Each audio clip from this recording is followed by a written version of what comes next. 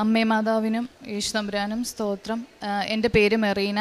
ഞാൻ പത്തനംതിട്ടയിൽ നിന്നാണ് വരുന്നത്, കോന്നിന്ന്. ഞാൻ 2016 നേഴ്സിംഗ് ഡിസ്റ്റിങ്ഷനിലോട് പാസ്സായതാണ്. ഇപ്പം 8 കൊല്ലമായി. അന്ന് തൊട്ട് ഞാൻ ഒന്ന് പുറത്ത് പോയി ഇതാവാൻ വേണ്ടിയിട്ട് കിടന്ന് പരിശ്രമിക്കുമായിരുന്നു. പല തടസ്സങ്ങളായിട്ട് എനിക്ക് പോകാൻ പറ്റിയിട്ടില്ല. ശരിക്കും ഒരു കുരുക്കിപ്പെട്ട് കിടന്നെങ്കിൽ ഇതാവുന്ന പോലെയായിരുന്നു. അങ്ങനെ ഞാൻ എക്സ്പീരിയൻസ് ഒക്കെ എടുത്തിട്ട് ദുബായിക്ക് പോകാൻ വേണ്ടിയിട്ട് പകുതി പ്രോസസ്സിങ് ചെയ്തിട്ട് ടഫുള്ള ഞാൻ വർക്ക് ചെയ്തുകൊണ്ടിരുന്ന ഹോസ്പിറ്റൽ ഭയങ്കര ഇതായിരുന്നു. പക്ഷേ ആ സ്ട്രെസ്സിൽ ഞാൻ ജോലി വിടാതെ നൈറ്റ് ഡ്യൂട്ടിക്കിടയിൽ ദുബൈയുടെ DHA എക്സാമിൻ്റെ ഇരുന്ന് പഠിച്ച് അവിടെ നിന്നുകൊണ്ട് തന്നെ എക്സാം എഴുതി. ദൈവത്തിൻ്റെ കൃപ കൊണ്ട് ആദ്യത്തെ അറ്റംപ്റ്റിൽ തന്നെ എനിക്ക് പാസ്സാവാൻ പറ്റി. അങ്ങനെ ഞാൻ അവിടെ നിന്ന് ഇറങ്ങിക്കഴിഞ്ഞപ്പോഴത്തേന് കോവിഡ് കൂടിയിട്ട് ഫ്ലൈറ്റ് ലോക്കായി. 1 മാസം വെയിറ്റ് ചെയ്തു, 2 മാസം വെയിറ്റ് ചെയ്തു, 3 മാസം വെയിറ്റ് ചെയ്തു, ഫ്ലൈറ്റ് ലോക്ക്. അപ്പോൾ ഇതിന് 6 മന്തേ വാലിഡിറ്റി ഉള്ളൂ. ഈ 6 മന്തിനുള്ളിൽ നമ്മൾ അവിടെ ചെന്ന് ലൈസൻസ് ഇഷ്യൂ ആയില്ലെങ്കിൽ ഇതിനൊരു ഇതും ഇല്ലാതാവും. അങ്ങനെ ഓൾറെഡി 3 മന്ത് കഴിഞ്ഞു.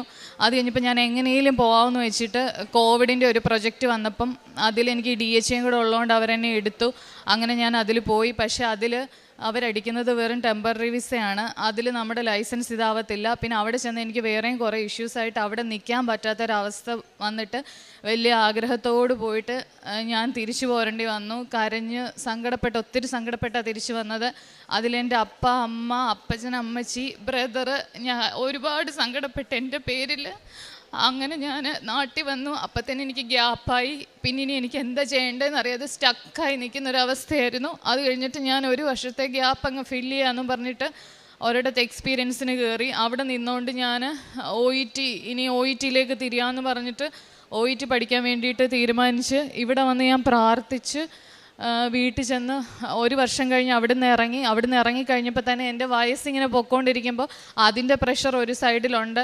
എൻ്റെ പപ്പയും മമ്മിയൊക്കെ അതിൽ ഒത്തിരി ബലിയാടായിട്ടുണ്ട്. നാട്ടുകാരുടെ ചോദ്യം, ഞാൻ തിരിച്ചു വന്നു, കല്യാണം കഴിപ്പിക്കുന്നില്ല, അങ്ങനത്തെ കുറേ ചോദ്യങ്ങൾ നമ്മുടെ ഫാമിലിയിൽ നിന്നും പുറത്തുനിന്നും ഒക്കെ ഉണ്ടായിരുന്നു.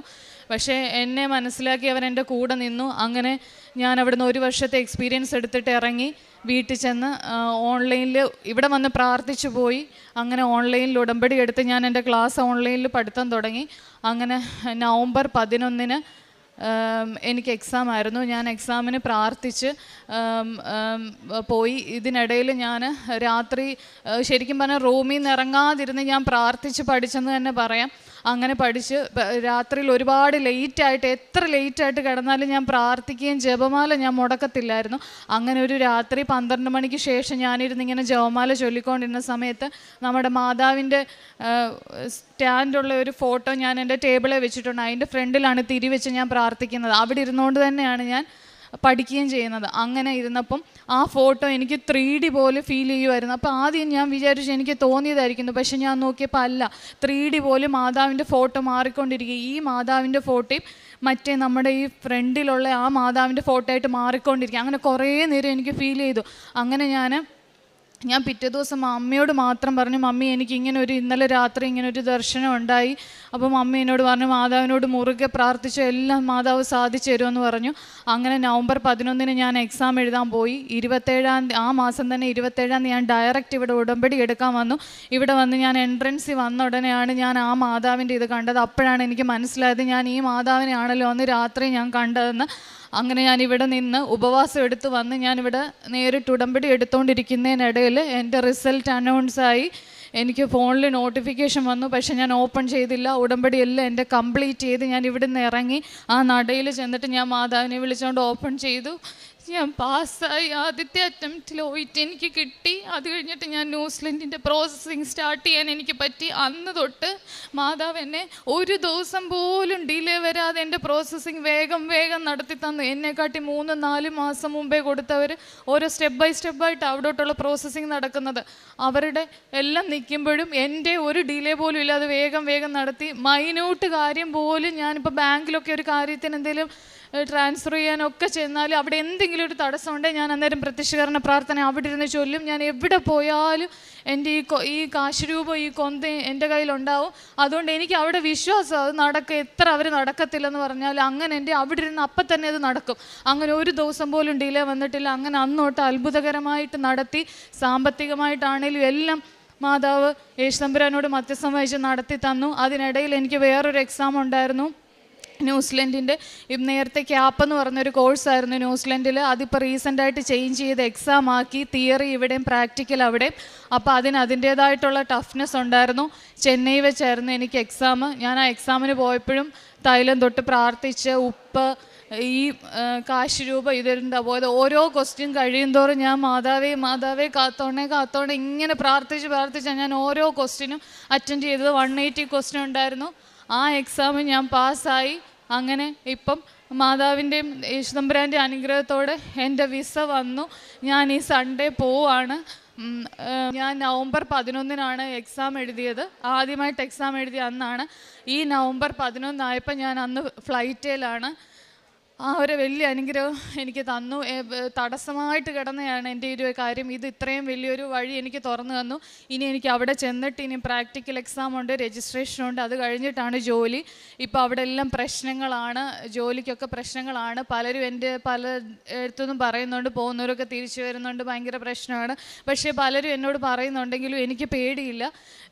എൻ്റെ മുമ്പോട്ടുള്ള കാര്യങ്ങളും എൻ്റെ അമ്മയും മാതാവ് യേശുതമ്പുരാൻ നടത്തി തന്നോളൂ. എനിക്കതിൽ അടിയുറച്ച വിശ്വാസമുണ്ട്. ഞാൻ ജോലി കിട്ടിയിട്ട് ഇവിടെ വന്ന് ഞാൻ ഇതുപോലെ സാക്ഷ്യം പറയും. പിന്നെ ഈ ഒരു അനുഗ്രഹം കൂടാതെ എൻ്റെ ഉടമ്പടിയിൽ വെച്ചൊരു കാര്യമാണ്. എൻ്റെ ആങ്ങളയുടെ പേര് ജാക്സൺ എന്നാണ്.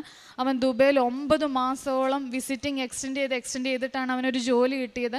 അത് കഴിഞ്ഞപ്പോൾ അവൻ അവിടെ UAയുടെ ഡ്രൈവിംഗ് ലൈസൻസ് എടുക്കാൻ വേണ്ടിയിട്ട് പോയപ്പോൾ തന്നെ ഞാൻ ഇവിടെ വന്ന് ഉടമ്പടി പുതുക്കിയപ്പോൾ അതിൻ്റെ നിയോഗം വെച്ചിട്ടുണ്ടായിരുന്നു. ആദ്യത്തെ അറ്റംപ്റ്റിൽ അവന് കിട്ടണമെന്ന്. അങ്ങനെ അവൻ ദുബൈയുടെ ലൈസൻസ് എടുക്കാൻ പോയി. അവിടെ ചെന്ന് അവൻ്റെ കൂടെ നിന്നവരൊക്കെ 3-4 തവണ ഫെയിലായിട്ട് വന്നവരാണ്. അവൻ ആദ്യത്തെ അറ്റംപ്റ്റിൽ തന്നെ ലൈസൻസ് കിട്ടി UAയുടെ. അത് കഴിഞ്ഞിട്ട് അവനൊരു ഉയർന്ന ശമ്പളത്തിൽ വേറൊരു ജോലി കിട്ടാൻ വേണ്ടിയിട്ട് ഞാൻ ഉടമ്പടിയിൽ നിയോഗം വെച്ച് പ്രാർത്ഥിച്ചായിരുന്നു. അവന് ഉയർന്ന ശമ്പളത്തിൽ നല്ലൊരു കമ്പനിയിൽ പ്രൊജക്ട് കോർഡിനേറ്ററായിട്ട് അവനിപ്പോൾ ജോലിയായി. അവൻ തന്നെ എന്നോട് പറയാറുണ്ട്, എന്ത് അതിശയമാണ് സംഭവിച്ചതെന്ന് അറിയത്തില്ല, അവിടെ 7-8 വർഷമായവർക്ക് ആ കമ്പനി ജോലി കിട്ടുന്നത്. അവൻ അവിടെ 2.5 വർഷത്തെ എക്സ്പീരിയൻസേ ഉള്ളൂ. അതിലാണ് അവന് ജോലി കിട്ടിയത്. അവൻ ഈ തവണ നാട്ടിൽ വന്ന് ഇവിടെ വന്ന് പ്രാർത്ഥിച്ചിട്ടാണ് പോയത്. അത് കഴിഞ്ഞ് അവന് പ്രൊമോഷൻ കിട്ടിയത്. പിന്നെ ഞാനും ഡ്രൈവിംഗ് ലൈസൻസ് എടുത്തിരുന്നു. അത് ഞാൻ എടുത്ത സമയം എന്ന് പറഞ്ഞാൽ എൻ്റെ ഈ ക്ലാസ് എല്ലാം കഴിഞ്ഞ് ഈയിടെ ഡ്രൈവിംഗ് ലൈസൻസിൽ ചേഞ്ച് വന്ന് ഒട്ടും കിട്ടാത്ത ആ ഒരു അവസ്ഥയിലാണ് ഞാൻ ലൈസൻസ് എടുക്കാൻ പോകുന്നത്. അതിലെനിക്ക് ആദ്യത്തെ അറ്റംപ്റ്റ് കിട്ടി. പിന്നെ എനിക്ക് സ്കിന്നിൻ്റെ അലർജി ഒരു പ്രശ്നം ഉണ്ടായിരുന്നു. പണ്ട് തൊട്ടേ ഉണ്ട് സെൻസിറ്റീവ് സ്കിൻ. അപ്പോൾ പൊടി അങ്ങനത്തെയൊക്കെ അലർജിയാണ്. പ്രത്യേകിച്ച് ഈ വേർക്കുന്ന സ്ഥലങ്ങൾ, ഇടകൾ, കക്ഷം അങ്ങനെയുള്ളിടത്തൊക്കെ എവിടെയെങ്കിലും യാത്രയൊക്കെ ചെയ്തിട്ട് ഭയങ്കര ചൊറിച്ചിലാണ്. അത് ഞാൻ മാതാവിൻ്റെ തൈലം തൊട്ട് പ്രാർത്ഥിക്കുമായിരുന്നു. അതിലെനിക്ക് ഒത്തിരി സൗഖ്യം ഇപ്പോൾ കിട്ടിയിട്ടുണ്ട്. ഇത്രയും അനുഗ്രഹങ്ങളാണ് എനിക്ക് ഉടമ്പടിയിലൂടെ കിട്ടിയത്.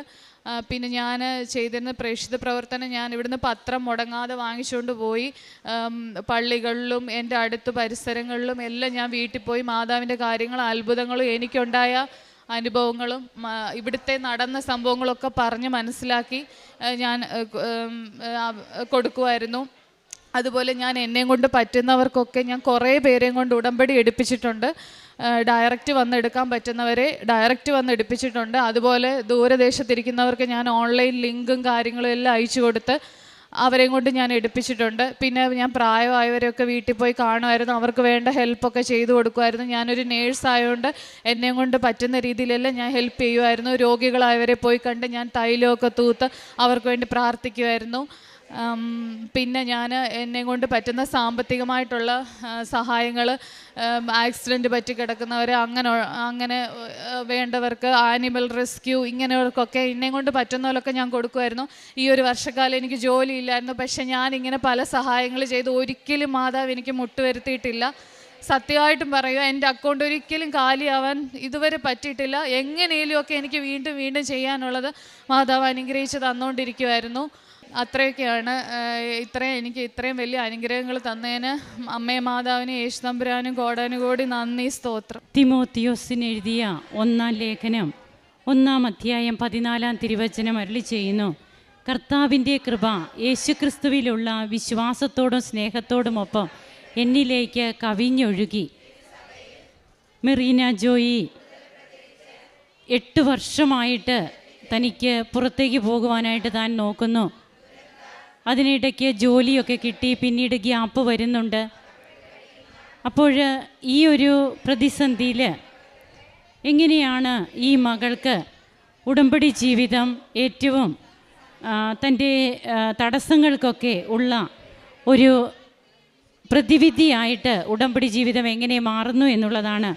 അതായത് കർത്താവിൻ്റെ കൃപ നമ്മിലേക്ക് കവിഞ്ഞൊഴുകി എന്നിലേക്ക് കവിഞ്ഞൊഴുകി എന്ന് അപ്പസ്തോലൻ പറയുന്നുണ്ട്. ഈ കൃപ കവിഞ്ഞൊഴുകണമെങ്കിൽ നാം കൃപാപാത്രങ്ങളാകണമെങ്കിൽ പ്രതിസന്ധികളും പ്രശ്നങ്ങളും ജീവിതത്തിൽ ഇല്ലാതിരുന്നിട്ടല്ല. ഈ പ്രതിസന്ധിയുടെയും പ്രശ്നങ്ങളുടെയും ഒക്കെ നടുവിലാണ് ഉടമ്പടിയെടുത്ത എല്ലാവരും 100 മേനി ഫലം പുറപ്പെടുവിക്കുന്നുണ്ടോ? 30, 60, 100 മേനി ഫലത്തെക്കുറിച്ച് ഈശോ സുവിശേഷത്തിൽ നമ്മോട് പറയുന്നുണ്ട്. എങ്ങനെയാണ് കുറച്ചു പേർക്ക് മാത്രം ഈ ഒരു കൃപ കവിഞ്ഞൊഴുകുവാനായിട്ട് സാധിക്കുന്നത്? അതായത് നാം പലപ്പോഴും പല സാഹചര്യങ്ങളിലും നമുക്ക് തടസ്സങ്ങളൊക്കെ ഉണ്ടാകുമ്പോൾ ആ തടസ്സങ്ങളൊക്കെ കൃപകളാക്കി മാറ്റുന്നത് വീണിട്ടും എഴുന്നേറ്റ ക്രിസ്തുവിൻ്റെ ആ ഒരു മനോഭാവത്തോടെ, ആ ഒരു നിലപാടോടെ നാം നിൽക്കുമ്പോഴാണ്. അതിനോട് ചേർത്ത് നമ്മുടെ ജീവിതത്തെയും നാം സമർപ്പിക്കുമ്പോഴാണ്. നമുക്ക് വീഴ്ചകളുണ്ടാകാം, എന്നാൽ പ്രതിസന്ധികളുണ്ടാകാം, പക്ഷേ വീണിട്ടും വീണ്ടും എഴുന്നേറ്റ ഈശോയാണ് നമ്മുടെ മാതൃക. ആ ഈശോയെ മാത്രം നോക്കിക്കൊണ്ട് മുമ്പോട്ട് പോകുന്നു. അതാണ് മെറീന പറഞ്ഞത്. മെറീനയുടെ ജീവിതത്തിൽ തടസ്സങ്ങൾ മാത്രമുണ്ടായിരുന്നു. പപ്പയെയും അമ്മയെയും ഒക്കെ അവർക്കുമൊക്കെ ഒത്തിരി സഹിക്കേണ്ടി വന്നു. മകൾ എന്തുകൊണ്ട് മകളുടെ കാര്യത്തിലൊരു തീരുമാനമാകുന്നില്ല, ഇങ്ങനെയൊക്കെ കേട്ട് മുറിപ്പെട്ട ദിവസങ്ങൾ തൻ്റെ ജീവിതത്തിലുണ്ടായിട്ടുണ്ട്. എന്നാൽ ഇന്ന് തനിക്ക് പുറത്തേക്ക് പോകാൻ സാധിച്ചു എന്നുള്ളതാണ് ഈ മകൾ പറഞ്ഞത്. വീണ്ടും അവിടെ ചെന്നിട്ടും ഉറച്ച ബോധ്യത്തോടെ ആണ് പറഞ്ഞത്, ഞാൻ വീണ്ടും ഇവിടെ വന്ന് സാക്ഷ്യം പറയും, എനിക്ക് ജോലി കിട്ടി, ഞാൻ ഇവിടെ തിരിച്ചു വന്ന് വീണ്ടും സാക്ഷ്യം പറയും എന്നുള്ള ആ ഒരു ഉറച്ച ബോധ്യം ഈ മകൾക്ക് കിട്ടണമെങ്കിൽ അത് ജീവിതത്തിൻ്റെ പ്രതിസന്ധികളിൽ 100 മേനി ഫലം പുറപ്പെടുവിക്കുവാനായിട്ട് തൻ്റെ ഈശോയ്ക്ക് അതായത് ഈശോയോട് ചേർന്ന് താൻ നിൽക്കുമ്പോൾ ദൈവത്തിന് കഴിയുമെന്നുള്ള ആ ഒരു ഉറച്ച തീരുമാനം തന്നെയാണ്. അതുപോലെ വീണ്ടും തൻ്റെ സഹോദരൻ്റെ കാര്യം പറഞ്ഞു, തൻ്റെ തന്നെ ഡ്രൈവിംഗ് ലൈസൻസിൻ്റെയൊക്കെ കാര്യം. അങ്ങനെ ഇന്ന് സഹോദരനും ജീവിതത്തിൽ ഒത്തിരി, അതുപോലെ ഈ മകൾക്കും വിസയ്ക്കൊക്കെ പോകുമ്പോൾ തനിക്ക് മുൻപേ വിസ കൊടുത്ത 3-4 മാസമായിട്ടുള്ളവരൊക്കെ ഇപ്പോഴും വെയിറ്റിംഗ് ലിസ്റ്റിലാണ്. എന്നാൽ തനിക്ക് ഇതിനെല്ലാം സാധിച്ചു. ഉടമ്പടി നേർച്ച വസ്തുക്കളുടെ ഉപയോഗമുണ്ട്. അതുപോലെ തൻ്റെ സഹോദരനും എങ്ങനെയാണ് വർഷങ്ങളായിട്ട് അവിടെയുള്ള പലർക്കും ലഭിക്കാത്ത പ്രൊമോഷനൊക്കെ ലഭിച്ചത് എന്നുള്ളതൊക്കെ നാം കേട്ട കാര്യമാണ്. കൃപ കവിഞ്ഞൊഴുകുന്ന കൃപാപാത്രങ്ങളായി തീരുവാൻ ഉടമ്പടി നമ്മെ സഹായിക്കട്ടെ. നമുക്കതിനു വേണ്ടി നമ്മെ തന്നെ തുറന്ന് കാത്തിരിക്കാം. ദൈവത്തിൻ്റെ മുമ്പിൽ തുറവിയുള്ളവരാകാം. കരങ്ങൾ അടിച്ച് ഈശോയ്ക്കും അമ്മയ്ക്കും നമുക്ക് നന്ദി പറയാം. അത്യപൂർവ ദൈവാനുഭവങ്ങൾ ഇനി നിങ്ങൾക്കും സ്വന്തം. ഈ യൂട്യൂബ് ചാനൽ ഇതുവരെ സബ്സ്ക്രൈബ് ചെയ്തിട്ടില്ലെങ്കിൽ ഇപ്പോൾ തന്നെ സബ്സ്ക്രൈബ് ചെയ്യുക. ഈ വീഡിയോ ഇപ്പോൾ തന്നെ നിങ്ങളുടെ സുഹൃത്തുക്കൾക്ക് ഷെയർ ചെയ്തുകൊണ്ട് കർത്താവിൻ്റെ പ്രേക്ഷിതരാകുക.